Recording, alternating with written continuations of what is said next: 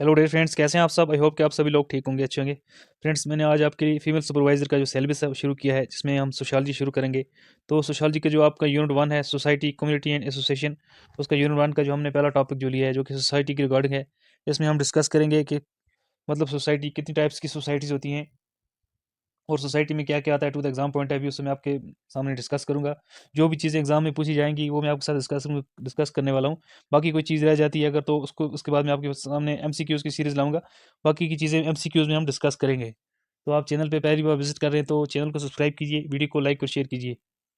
तो आज हम पढ़ने वाले हैं society and types of society. Society क्या होती है और उसकी कितनी टाइप्स हैं, ये हम इस वीडियो में डिस्कस करेंगे।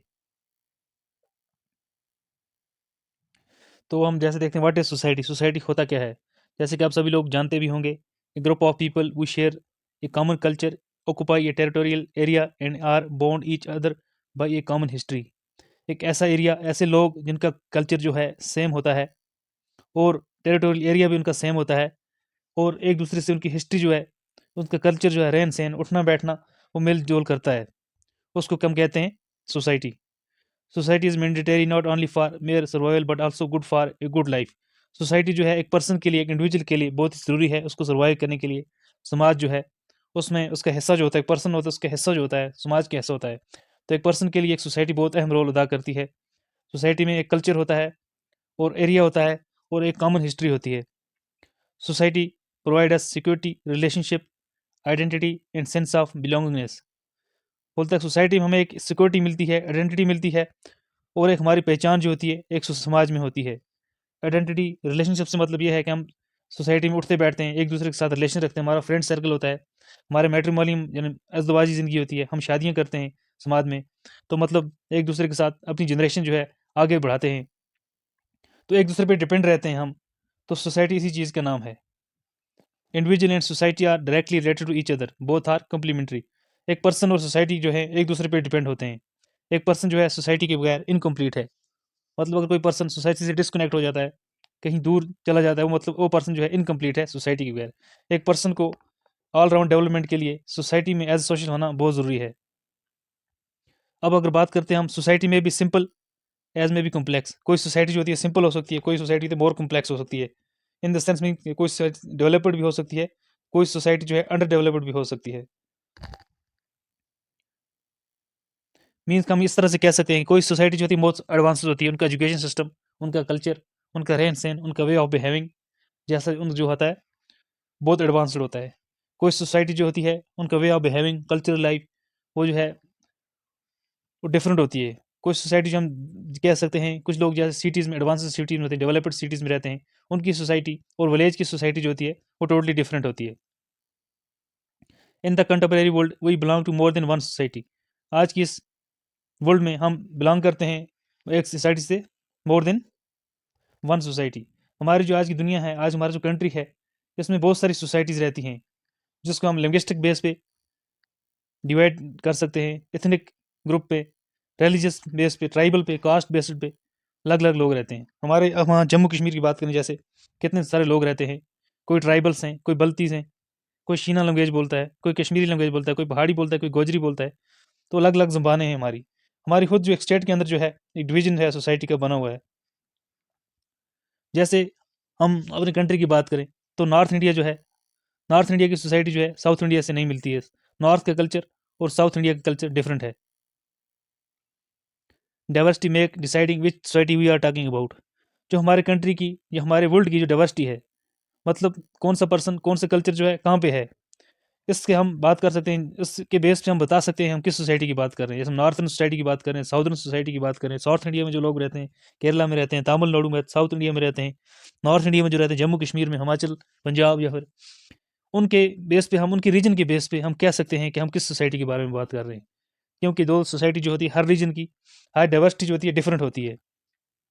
तो हम ये कह सकते हैं कि सोसाइटी जो है एज कम्पेयर टू द, जब हम जियोग्राफी की बात करें, जियोग्राफी के हिसाब से ये डिफरेंट होती है। This chapter look at how individual in modern times belong to more than one society and how society are unequal. इस चैप्टर में हम पढ़ेंगे कि हाँ, मॉडर्न टाइम में कितनी टाइप की सोसाइटीज होती हैं, तो एक जो सोसाइटी है दूसरी सोसाइटी से किस तरह डिफरेंट है। Why is society important? Society क्यों important है? Society play a vital role in shaping the lives of individuals and providing a framework for their interaction, beliefs, and behaviors. It is a fundamental aspect of human existence that impact various aspects of our lives, ranging from personal relationship to economic system. कहता है कि जो हमारी society है एक अच्छा role अदा करती है हमारी लाइफ इंडिविजुअल्स के लाइफ में, और एक हमारा जो इंटरेक्शंस और बिलीफ्स का बिहेवियर का जरिया बनती है। कुछ सोसाइटी की वजह से कोई पर्सन जो है बिहेव कर सकता है, एक दूसरे के साथ इंटरेक्ट हो सकता है।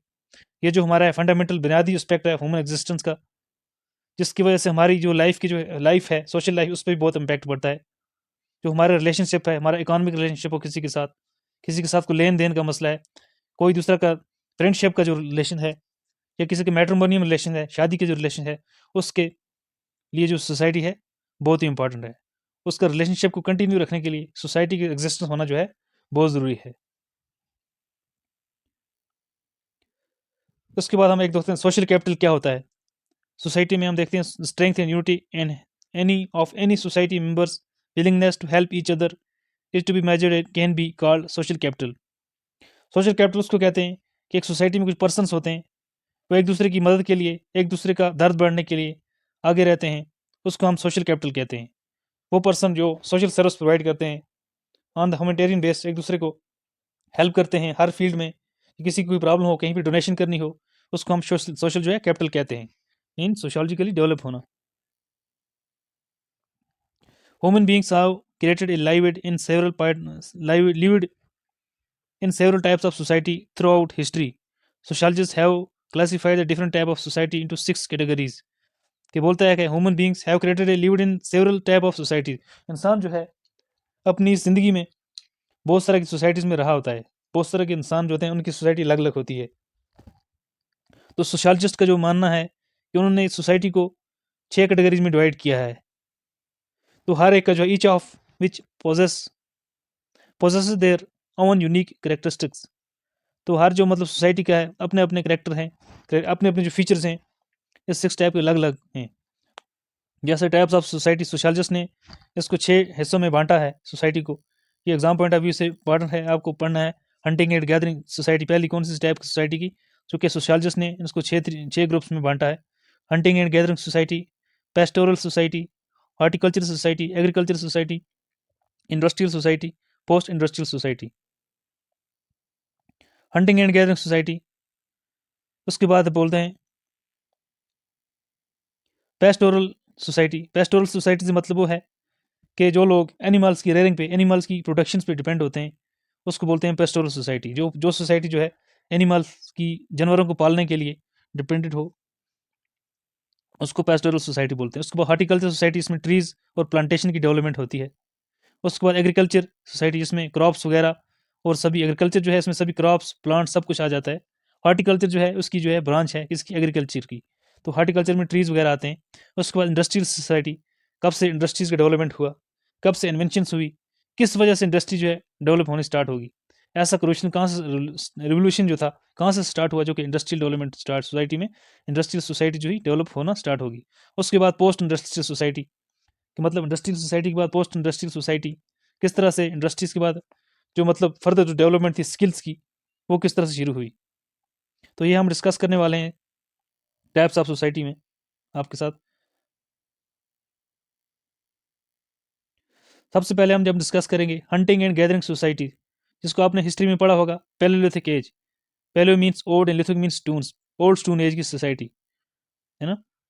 Hunting and gathering society are the earliest form of society, ये सबसे पहली जो सोसाइटी है हंटिंग एंड गैदरिंग सोसाइटी इसको बोलते हैं। The members survive primarily by hunting, trapping, fishing, and gathering edible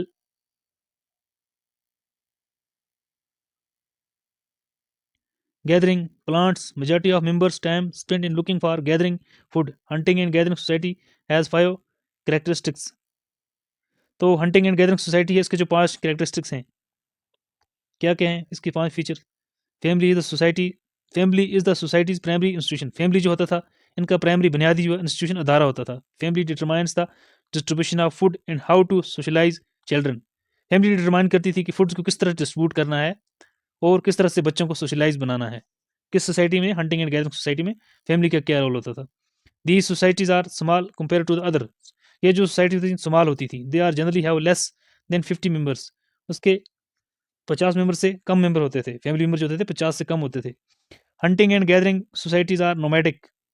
nomadic से मतलब होता है खाना बदोश। आज अगर यहाँ रहते हैं, है ना, कल ये लोग दूसरे दिन अपना 1 किलोमीटर 2 किलोमीटर किसी दूसरी हंटिंग एरिया में या दूसरे हिली एरिया में चले जाते थे। इस तरह से उसको बोलते हैं नोमैडिक, खाना बदोश। एक जगह से दूसरी जगह जाने को बोलते हैं नोमैडिक। ये जो पीपल थे नोमैडिक थे, which means that they move constantly in order to food and water. Food और वाटर हासिल करने के लिए ये लोग क्या करते थे, एक जगह से दूसरी जगह जाते थे। तो उस एक जगह से दूसरी जगह जाने को कहते हैं नोमैडिक, नोमैडिक लाइफ कहते हैं। किसकी तलाश में, फूड और वाटर की, फूड वाटर और शेल्टर की तलाश में जाने को। Members of hunting and gathering societies are mutually dependent upon each other. Hunting और गैदरिंग सोसाइटी में जो थे मेंबर्स जो होते थे एक दूसरे पर डिपेंड होते थे।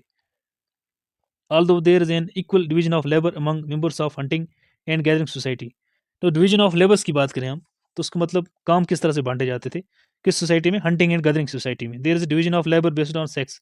तो जिनका जो डिवीजन होता था उनके सेक्स के बेस पे काम को बांटा जाता था। वेदर इट इज़ फीमेल या मेल जो है अलग काम मिलते थे उसको, फीमेल्स को अपने अलग काम मिलते थे। Men are typically responsible for hunting.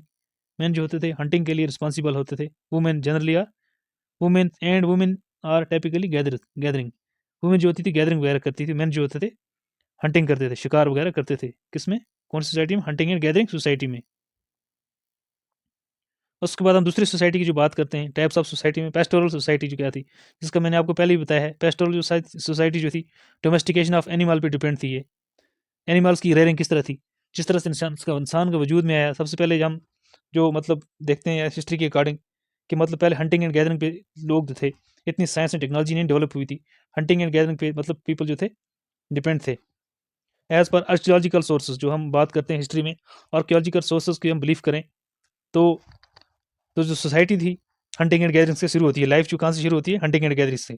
तो अगर हम रिलीजियस की बात करें, जैसे कि रिलीजियस बुक्स बाइबल होगी, कुरान होगा, तो उससे तो origin of gods, origin of death, फरिश्तों का, सॉरी पैगम्बर्स का जो पैगम्बर आए जो, उसके बाद जैसे आदम को पैदा किया गया। तो आर्कियोलॉजिकल ये जो सोर्सेज हैं, लिटरेरी सोर्सेज जो हैं हमारे, ये कहते हैं कि मतलब जो ह्यूमन जो थे हंटिंग एंड गैदरिंग से नहीं डिपेंड करते थे, क्योंकि सेटल लाइफ इनसे पहले शुरू से थी। इनकी जो लाइफ थी पहले से सेटल थी। जब हम आर्कियोलॉजिकल सोर्स की बात करते हैं, आर्कियोलॉजिकल सोर्स से मतलब होता है, आर्कियोलॉजी जो होती है ARCHEOLOGY, आर्कियोलॉजी जो बोलते हैं science of digging.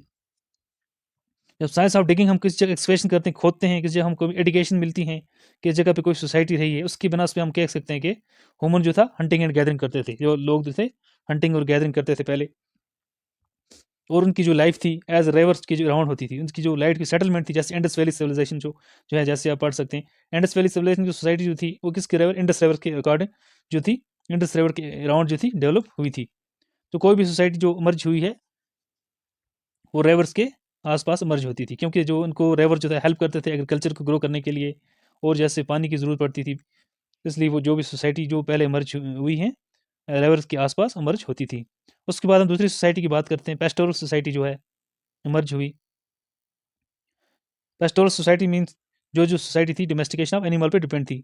Changing condition and adaptation led some society to rely on domestication of animals where circumstances permitted. Roughly 7,005 years ago, when human societies began to recognize their ability to tame and breed animals and to grow and cultivate their own plants। तो human settlement से human क्या शुरू किया 7,500 साल पहले, कि human ने rearing of animal जो थी, एनिमल की ब्रीडिंग वगैरह जो थी स्टार्ट की और प्लांट्स वगैरह को ग्रो करना स्टार्ट किया। Pastoral society relay on domestication of animal. Pastoral society हम उस सोसाइटी को कह सकते हैं जो कि एनिमल्स की इकानमी पे डिपेंड हो, मीन्स के एनिमल रेयरिंग पे डिपेंड हो as a source for survival, अपने सर्वाइव करने के लिए एनिमल्स पे डिपेंड होती थी। Unlike early hunter gatherers who depends entirely on existence of resources to stay alive. ये जो सोसाइटी थी हंटिंग और गैदरिंग की तरह नहीं थी, जो कि हंटिंग और गैदरिंग पे डिपेंड थे। ये जो सोसाइटी जो थी एनिमल्स की प्रोडक्शन पे डिपेंड थी। पेस्टोरल ग्रुप्स फिर able to breed livestock for food clothing in transportation. ये जो लोग थे एनिमल्स को रेयर करते थे क्लोथिंग के लिए, उनके जो चमड़ा जो होता था उनके क्लॉथ्स वगैरह बनाते थे, फूड्स को यूज़ करते थे, उनको मार के खाते थे। वेजिटेरियन थे, वेजिटेरियन नहीं थे, नॉन वेजिटेरियन भी होते थे उसमें, उनकी फूड्स यूज़ करते थे। उसको ट्रांसपोर्टिंग के लिए जैसे व्हील इन्वेंशन हुआ किसका, व्हील का इन्वेंशन हुआ, उसके बाद हम देख सकते हैं एज ए मतलब कार्ट्स बुल जो होते थे, ऑक्सन वगैरह जो होते थे किसके लिए इस्तेमाल होते थे, टांगा चलाने के लिए इस्तेमाल होते थे। जब व्हील का इन्वेंशन हुआ, ट्रांसपोर्टिंग के लिए क्या हुआ, एनिमल्स का यूज़ होने लगा। Herding pastoral society remain nomadic because they were forced to follow their animal to fresh feeding around. तो ये जो सोसाइटी थी ये भी क्या थी, नोमैडिक सोसाइटी थी, मतलब एक जगह से दूसरी जगह रखते थे। अगर एक महीना एक जगह रुकते थे, फिर दूसरे महीने के लिए दूसरी जगह 2-3 किलोमीटर 10 किलोमीटर दूसरी जगह पे चले जाते थे। जैसा कि आज भी बहुत सारे हमारी कंट्री में जो है ट्राइब्स जो हैं, नोमैडिक ट्राइब्स होते हैं, गुजर बकरवाल सो जाते हैं, समर के ऊपर जो समर जब आता है ऊपर चले जाते हैं पहाड़ों पे अपने जानवरों को लेके। इस तरह से ये लोग क्या करते थे, एक दूसरी जगह पे मूव करते रहते थे in the search of fresh food, कि जानवरों को जो है फ्रेश ग्रास वगैरह जो है फ्रेश मिल सके। Around the time pastoral society emerged, specialized occupation began to develop and society community trading with local groups. तो उसके बाद क्या हुआ, जब जब सोसाइटी की डेवलपमेंट हुई, इस सोसाइटी ने दूसरी सोसाइटी के साथ अपनी जो लोकल जो थी ट्रेडिंग वगैरह करनी भी स्टार्ट की। उसके बाद हम थर्ड स्टडी सोसाइटी की बात करते हैं, हॉर्टिकल्चर सोसाइटी। ये जो सोसाइटी थी कल्टीवेशन ऑफ प्लांट्स पे डिपेंड थी। Around same time that pastoral society were on the rise, another type of society developed based on the newly developed capacity for the people to grow cultivate plants. ये जो society थी plants को grow करने के लिए plants पे depend थी। Previously the depletion of regions crops और water supply forced pastoral society to relocate in search of food source for their sources for the livestock. Horticulture society formed an area where rainfall and other conditions allowed them to grow stable crops. ये जो society थी उस society की तरह नहीं थी जो कि अपनी हंटिंग गैदरिंग या pastoral society rearing of animal पे डिपेंड हुई। ये जो लोग थे अपनी उस रेनफेड एरिया में रहते थे जहाँ पे बारिश वगैरह ज़्यादा होती थी, और उनको जो ट्रीज जो थे, बारिश जो थी ट्रीज को सपोर्ट करती ट्रीज की ग्रोथ के लिए। ये लोग जो थे उस एरिया में रहते थे। Horticulture society formed in area where rainfall and other conditions allowed them to grow stable crops. तो उनको वहाँ पे क्रॉप्स वगैरह ग्रो करने में कोई प्रॉब्लम नहीं आती। तो ऐसे ये लोग जो थे हॉर्टिकल्चर सोसाइटी थी ऐसे एरिया में रहते थे। They were similar to hunter gatherer in that they largely depended on environment for survival, but since they do not have the abandoned their location to follow resources, they were able to start permanent settlement. उसके बाद क्या हुआ, उन लोगों ने nomadic नहीं रहे, ये परमानेंट सेटलमेंट उन लोगों ने स्टार्ट कर दी। This created more stability and more material goods and became basic for the first revolution of human survival. ये जो सोसाइटी है ह्यूमन रिवोल्यूशन की फर्स्ट सोसाइटी रही है। कौन सी सोसाइटी रही है, हॉर्टिकल्चर सोसाइटी, जहाँ से ट्रीज एंड प्लांट्स की डेवलपमेंट जहाँ से स्टार्ट हुई है। तो इस सोसाइटी में लोगों ने क्या किया, एक स्टेबिलिटी लाइफ में स्टार्ट होगी, कि लाइफ में एक स्टेबल रहने लगे लोग, नोमैडिक नहीं रहने लगे। एक थोड़ा बहुत जो रिवोल्यूशन जो था ह्यूमंस का इस सोसाइटी से स्टार्ट हो गया, जो मतलब रिवोल्यूशन जो था वो स्टार्ट हो गया कि सोसाइटी हॉर्टिकल्चर सोसाइटी से। उसके बाद फोर्थ नंबर की सोसाइटी हम जो डिस्कस करते हैं, एग्रीकल्चर सोसाइटी। ये जो सोसाइटी है डाउन ऑफ सिविलाइजेशन उसको बोलते हैं। ये जो सोसाइटी थी फुली एग्रीकल्चर पर डिपेंड होने लगी। While pastoral and horticultural societies used small temporary tools such as digging, ticks or hoes, agricultural society relied on permanent tools for survival. बोलते हैं कि जो हॉर्टिकल्चर सोसाइटी थी स्मॉल टूल्स पे डिपेंड जो थी, लेकिन जो एग्रीकल्चर सोसाइटी थी परमानेंट डिपेंड थी किस पे, अदर डेवलप्ड टूल्स जो थे उन पे डिपेंड होती थी। Around 3000 BC an explosion of new technology known as agriculture revolution. तो बोलता है 3000 BC के अराउंड जो है एग्रीकल्चर रिवोल्यूशन जो है स्टार्ट हो गया। It became possible to discover of iron metal. ये क्या हुआ, जबकि आयरन मेटल जो है डिस्कवरी जब स्टार्ट होगी उसके साथ साथ एग्रीकल्चर की डेवलपमेंट भी स्टार्ट होगी। क्योंकि जब आयरन आया, आयरन आने की वजह से डिस्कवर आया, तो ये फ़ायदा हुआ कि जो मतलब फॉरेस्ट एरिया थे जहाँ पे बहुत घने फॉरेस्ट थे, लोगों ने आयरन की वजह से डिफॉरेस्टेशन स्टार्ट कर दी। जो भी जो लैंड जो थी फॉरेस्ट की उसको एज कल्टिवेशन यूज़ करने लगे। इसकी वजह से तो सबसे ज़्यादा बड़ा मेन इंपॉर्टेंट पॉइंट है जो एग्रीकल्चर सोसाइटी का डेवलप होने का, मैं आपको बता दूं कि एग्रीकल्चर सोसाइटी में सबसे ज़्यादा डेवलपमेंट जो है आयरन की इन्वेंशन की वजह से जो है डेवलपमेंट स्टार्ट हुई है। किसकी, एग्रीकल्चर की। क्योंकि जब आयरन वजूद में आया लोगों ने क्या किया, डिफॉरेस्टेशन स्टार्ट कर दी and made farming possible. Profitable farming जो थी स्टार्ट हुई, सरप्लस आना शुरू हुआ। जिस लोग जो पे लोगों को मुश्किल से अपने सर्वाइव के लिए फूड जो थी मिलती थी, अब लोगों के पास सरप्लस भी आने लगा, है ना। सरप्लस मतलब इन सेंस सरप्लस उसको बोलते हैं, हमारे पास फॉर एग्जाम्पल 10 बोरियाँ चावल की होती हैं एक साल में ना, तो 7 बोरी हम कंज्यूम कर लेते हैं, 7 बैग जो होते हैं राइस के हम कंज्यूम कर लेते हैं, आगे से 3 जो है बच जाती हैं, तो उनको सरप्लस बोलते हैं। जो भी एक्स्ट्रा फूड हमारे पास एक ईयर के अंदर बच जाती है नेक्स्ट ईयर के लिए, हम यूज़ करके कंज्यूम करके उसको बोलते हैं surplus. Farmer learned to rotate the types of crops grown on their field. तो फार्मर जो थे उन्होंने रोटेशन की, रोटेट्स को क्रॉप को रोटेट करना स्टार्ट कर दिया ना, मतलब एक बार एक गेहूं लगाते थे, दूसरी बार वीट लगाते थे, फिर तीसरी बार मेज लगाते थे, फिर राइस लगाते थे, इस तरह क्रॉप्स की रोटेशन जो थी स्टार्ट होने लगी. And to reuse waste product such as manure and fertiliser. तो एग्रीकल्चर सोसाइटी में ये हुआ कि लोगों ने फर्स्ट टाइम किसका, मैन्यूर का, खाद वगैरह का, जो गोबर वगैरह निकलता है जानवरों से, उसको यूटिलाइज, उसका यूज़ करना सीखा. Which led to the better harvest and bigger surplus of food. जिसकी वजह, जिसका रिजल्ट ये हुआ कि जो एग्रीकल्चर की प्रोडक्शन जो थी क्रॉप्स की वो ज़्यादा हुई और सरप्लस भी आने लगा.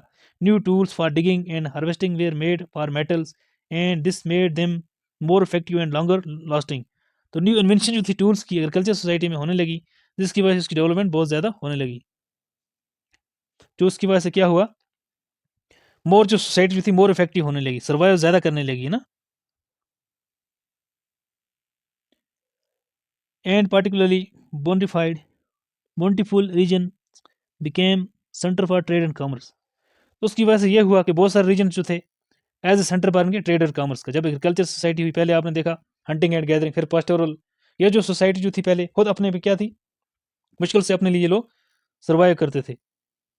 उसके बाद क्या हुआ, जब एग्रीकल्चर सोसाइटी हुई तो जब सरप्लस आने लगा, जब हमारे पास कोई फूड ज़्यादा होती है, एक्सेस होती है, तब हम क्या करते हैं, उसको ट्रेड और कॉमर्स या उसको बेचने का सोचते हैं. अगर हमारे पास खुराक इतनी नहीं होगी, मुश्किल से हम अपना गुजारा कर पाएँ, तो हम ट्रेड और कॉमर्स का बेचने का कभी नहीं सोचेंगे. तो एग्रीकल्चर सोसाइटी जब वजूद में आई तो क्या हुआ, ट्रेड एंड कॉमर्स स्टार्ट होने लगे. मे भी एग्जाम में आपको पूछा जाए कि ट्रेड एंड कॉमर्स कब स्टार्ट हुई, अच्छी तरह से वेल डेवलप्ड कब हुई, जबकि एग्रीकल्चर सोसाइटी का वजूद आया. उस टाइम से ट्रेड एंड कॉमर्स भी था डेवलप होने लगा. मतलब लोग कम एज ए कमर्शियल यूज़ करने लगे, अपनी जो क्रॉप्स जो निकली थी प्लस उनको बेचने लगे. तो जो यूनिट जो थे, यूनिट ट्रेड के यूनिट्स बनने लगे. This is also the age in which the people had time and comfort to engage in more contemplative and thoughtful activities such as music, poetry, philosophy. तो ये जो सोसाइटी थी, इस सोसाइटी ने उसके बगैर, जब उनके पास सरप्लस आने लगा है ना, जब पेट में कुछ उनके पढ़ने लगा अच्छी तरह से, तो उन लोगों ने म्यूजिक, पोइट्री एंड फिलोसफी पे इंटरेस्ट देना स्टार्ट किया. This period became referred as dawn of civilisation. इस पीरियड को बोलते हैं डाउन ऑफ सिविलाइजेशन, है ना. By some because of development of leisures and humanities, craft crafts people were able to support themselves through the productions of creative, decorative, and through provoking aesthetic objects and writings. तो ये क्या हुआ, उसके जब agriculture develop हुआ तो उसके साथ साथ बाकी चीज़ों का डेवलपमेंट भी होना स्टार्ट हो गया. क्योंकि एग्रीकल्चर जो है, एक प्रेम जो सोसाइटी थी विलेज में अंदर, ऑलमोस्ट बात करें हम, उसको जो प्राइमरी सपोर्ट जो है करता है. As resources became more plentiful, social classes became more divisive. Those who had more resources could afford better living and develop into a class of nobility. तो इससे ये हुआ, एक नोबल की क्लास जो है इमर्ज होना स्टार्ट होगी, नोबिलिटी की स्टार्ट होगी. Difference in social standing between man and women increased. Man and women की जो सोशल स्टेटस जो था वो भी इंक्रीज होने लगा. As cities expand their ownership, और सिटीज़ की जो ओनरशिप थी वो भी बढ़ने लगी. मतलब डेवलपमेंट हुई, सिटीज़ की ओनरशिप बढ़ने लगी, नोबेलिटीज जो थी बढ़ने लगी. जो पॉलिटिकल यूनिट थे as a political unit start होने लगे. किसकी वजह से, सिर्फ एग्रीकल्चर की प्रोडक्शन की वजह से. कल्चर डेवलप हुआ, सिटीज़ डेवलप हुई, पोइट्री, म्यूजिक डेवलप हुआ. तो ये सब किसकी वजह से हुआ, एग्रीकल्चर सोसाइटी की वजह से. एग्रीकल्चर सोसाइटी में बहुत डेवलपमेंट, उसके एग्रीकल्चर आने के बाद बहुत सारी डेवलपमेंट स्टार्ट होगी, जो कि हम पहले हंटिंग एंड गैदरिंग या पेस्टोरल सोसाइटी में देखते हैं वो बिल्कुल भी नहीं थी. उसके बाद हम एक और सोसाइटी डेवलप करते हैं, मे भी एग्जाम में आपको पूछा जाए फ्यूडल सोसाइटी. फ्यूडलिज्म के बारे में क्या करते हैं, इसको हम जागीरदारी सिस्टम बोलते हैं. क्या बोलते हैं, जागीरदारी सिस्टम बोलते हैं हम. क्या बोलते हैं इसको,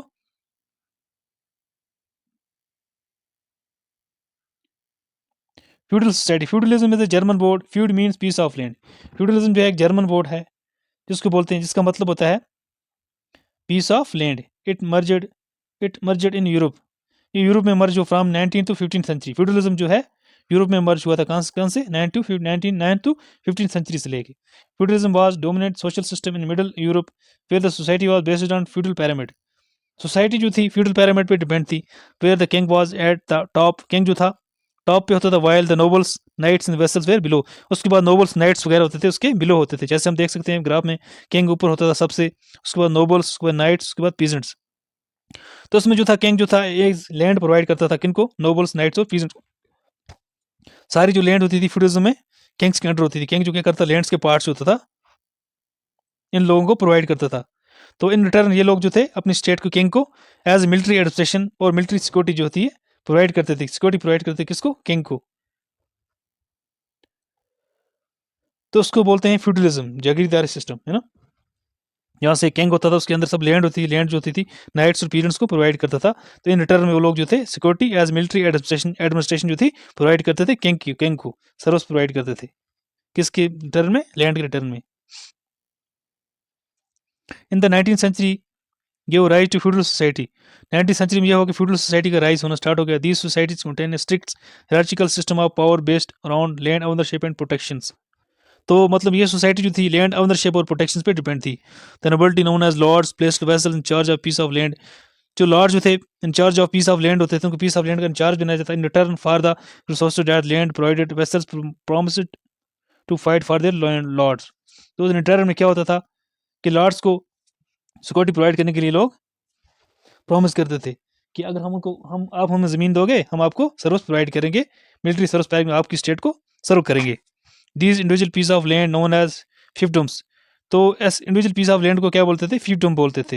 where cultivated by lower classes, जो कि लोअर क्लास जो थे इसको कल्टिवेट करते थे। In return for maintaining land peasants were granted a place to live in protection from outside enemies. तो आउटसाइड जो एनिमीज जो थी उसको प्रोटेक्ट करने के लिए उसके जो मतलब लॉर्ड्स होते थे उनको प्रॉमिस करते थे। Power was handed down through family lines with peasant families serving lords for generation and generations. जहाँ के पीजेंट्स को जो है जनरेशन टू जनरेशन लॉर्ड्स जो उनके थे ऊपर जो थे सर्व करते थे। Ultimately social and economic system of feudalism failed and was replaced by capitalism.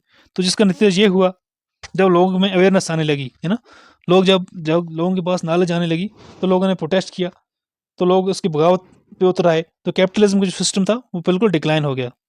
तो उसके बाद नया इंडस्ट्रियल एरिया स्टार्ट। कैपिटलिज्म क्या हुआ, कैपिटलिज्म सॉरी जो फ्यूडलिज्म था डिक्लाइन हो गया। उसके बाद क्या हुआ, जब मतलब फ्यूडलिज्म का डिक्लाइन हुआ तो कैपिटलिज्म का कंसेप्ट वजूद में आ गया। तो इस कैपिटलिज्म में क्या हुआ, इंडस्ट्रियल एरिया जो है डेवलप होगी, इंडस्ट्रियल सोसाइटी डेवलप होगी। तो उसके बाद हम 5th नंबर वाली सोसाइटी डिस्कस करते हैं, industrial society.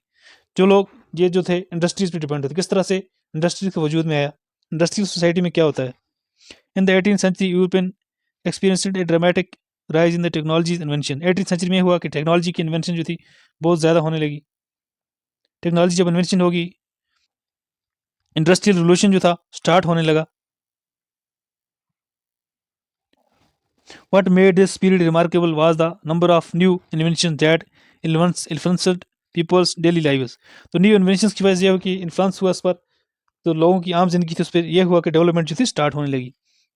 With in A generation task that had until this point required months labor become achievable in a matter of days। तो ये जो था जिसको महीने लगते थे जिस काम को करने ले, वो काम दिनों में होने लगा। किसकी वजह से, टेक्नोलॉजी की वजह से। Before the industrial revolution work was largely person और एनिमल बेस्ड। तो इंडस्ट्रियल रिवोल्यूशन जो से पहले जो था वर्क जो था या तो एनिमल फोर्स लगाई जाती थी, जैसा कि मैंने आपको पहले बताया पेस्टोरल इकोनॉमी में एनिमल रेयरिंग करते थे, एज एनिमल ट्रांसपोर्टिंग के लिए भी यूज़ करते थे, और एग्रीकल्चर के लिए प्लॉइंग वगैरह के लिए भी एनिमल का यूज़ होता था। तो उसके बाद जब इंडस्ट्रीज़ का डेवलपमेंट हुआ, आप देखते हैं जैसे आज हमारी लाइफ में इंडस्ट्रीज का ये रोल है कि ट्रैक्टर आ गया, कोई जो है ऑक्सन जो प्लो है बैल वगैरह से कोई ज़मीन नहीं जोतता है, ट्रैक्टर का वजूद में आ गया। वो कंसेप्ट जो था ख़त्म हो गया पुराना। तो एनिमल बेस्ड जो इकानमी सोसाइटी थी हमारी वो ख़त्म होने लगी। And relied homework on horses to power mills and drive pumps, है ना। जैसा कि 1782 में James Watt and Matthew Boulton created steam engine. सबसे ज़्यादा रिवोल्यूशन जो था इंडस्ट्रियल एरिया में स्टार्ट हुआ, एग्जाम में पूछा जाए तो रिवोल्यूशन जो इंडस्ट्रियल सोसाइटी के कहाँ से स्टार्ट हुआ, स्टीम इंजन से। जबकि स्टीम इंजन जो था वजूद में आया, यह स्टीम इंजन था किस पे चलता था, कोयले पे, कोल पे चलता था।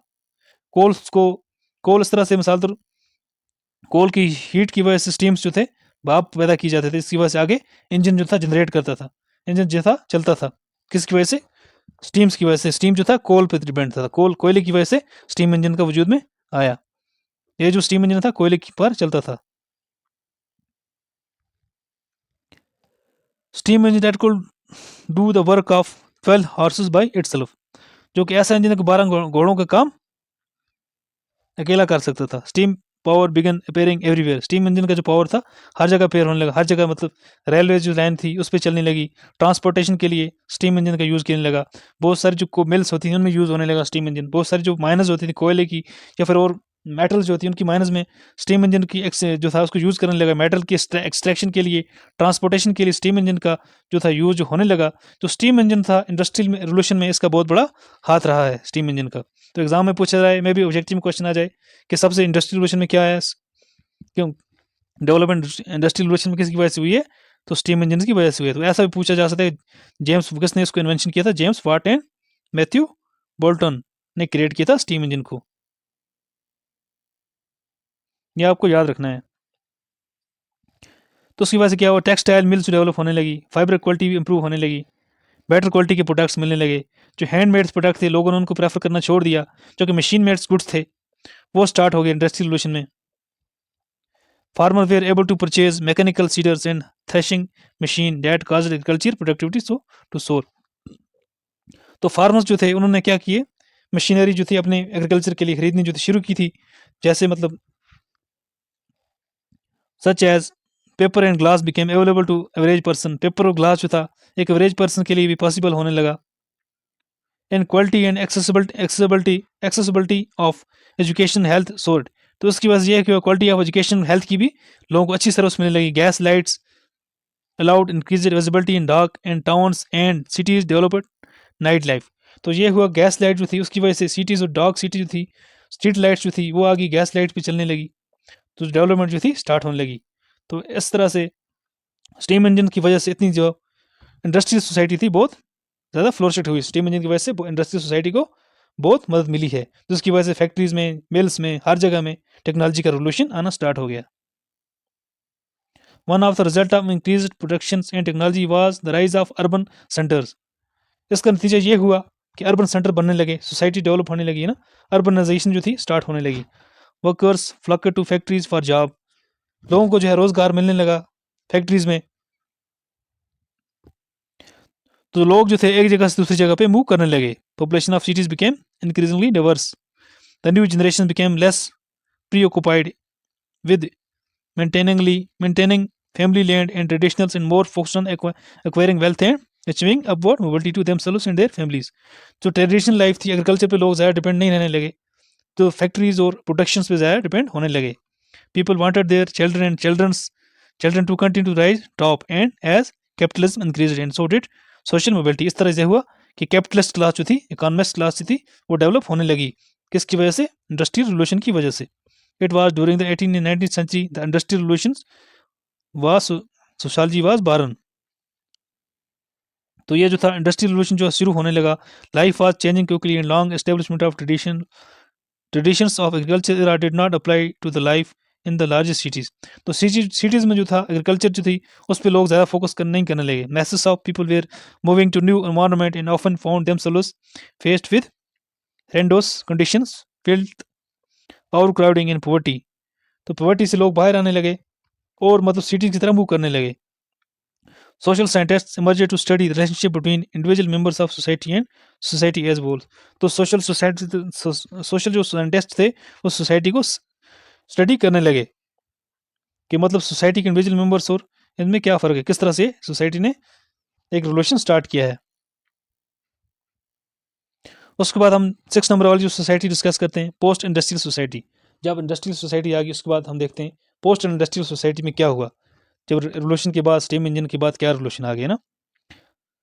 यह जो सोसाइटी थी इसमें किस पे, आईटी सेक्टर में ज़्यादा डेवलप, ये प्रेजेंट आज की सोसाइटी है, आईटी सेक्टर और सर्विस सेक्टर में इसने बहुत ज़्यादा फोकस किया। किस पर, पोस्ट इंडस्ट्रियल सोसाइटी ने आईटी सेक्टर में और सर्विस सेक्टर में ज़्यादा फोकस किया। मे भी आपको ऑब्जेक्टिव में पूछा जाए कि पोस्ट इंडस्ट्रियल सोसाइटी किस पे डिपेंड थी, आईटी सेक्टर और सर्विस सेक्टर पे डिपेंड होती थी।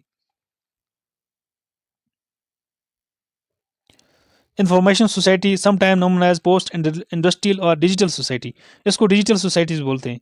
तो ऑब्जेक्टिव टाइप में पूछा जाए आपको डिजिटल सोसाइटी किसको बोलते हैं, पोस्ट इंडस्ट्रियल सोसाइटी पूछा जाए कि मतलब डिजिटल सोसाइटी कौन सी होती है, post industrial society. Post industrial society में क्या होता था, डिजिटल सोसाइटीज होती थी। Are recent development unlike industrial society that are total in the production of material goods. ये बोलते हैं उस सोसाइटी की तरह ये सोसाइटी बिल्कुल नहीं थी, है ना। Information society are based on production of information and services. ये जो सोसाइटी थी प्रीवियस जो सोसाइटी थी मटेरियल गुड्स पे, गुड्स की प्रोडक्शन पे ज़्यादा फोकस करते थे, क्योंकि जब स्टीम इंजन आ गया, टेक्नोलॉजी आ गई, वो लोग गुड्स बनाने में ज़्यादा फोकस करते थे।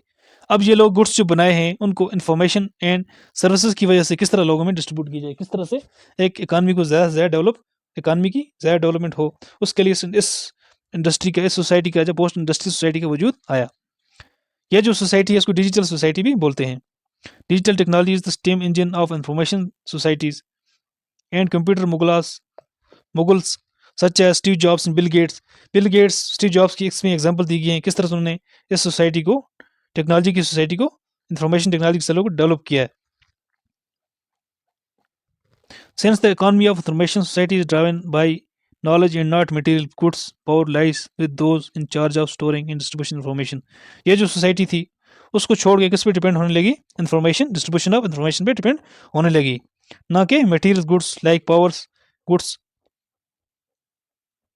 पे ज़्यादा फोकस नहीं कर रही थी। ये तो टेक्नोलॉजी पे ज़्यादा फोकस कर रही थी, किस पे, टेक्नोलॉजी और सर्विसेज पे। Member of a post industry society are likely to employed as seller of services. इसको जो मेंबर थे seller of services, service provide करने लाइक सॉफ्टवेयर डेवलप करने लगे, program business consultant. For example instead of producing goods social class are divided by access to education, since without technical skills people in an information society lack the means of success. तो इन लोगों का ये मानना था कि मतलब एक सोसाइटी में स्किल्स के, नॉलेज के बगैर एक डेवलपमेंट सोसाइटी, डेवलपर सोसाइटी नहीं होती थी। ये जो सोसाइटी थी टेक्निकल स्किल, डिजिटल सोसाइटी बोलते थे इसको, इंफॉर्मेशन और सर्विस टेक्निकल सोसाइटी, एक तो उसमें टेक्निकल भी फोकस किया। सेलर ऑफ सर्विस थे लोग, इन्होंने सॉफ्टवेयर बनाए, computer technology. Post industrial society में क्या हुआ, कंप्यूटर डेवलपमेंट, कंप्यूटर की डेवलपमेंट और आईटी सेक्टर का डेवलप स्टार्ट होगी। तो ये आपको एग्जाम पॉइंट ऑफ व्यू से बहुत इंपॉर्टेंट रह सकता है। पोस्ट इंडस्ट्रियल सोसाइटी जो थी टेक्निकल स्किल्स पे फोकस करती थी, डिजिटल सोसाइटी बोलते थे इसको, इंफॉर्मेशन टेक्नोलॉजी बोलते थे, है ना। इन लोगों ने कंप्यूटर वगैरह और सर्विसेज सेक्टर में अपने कारनामे अंजाम दिए।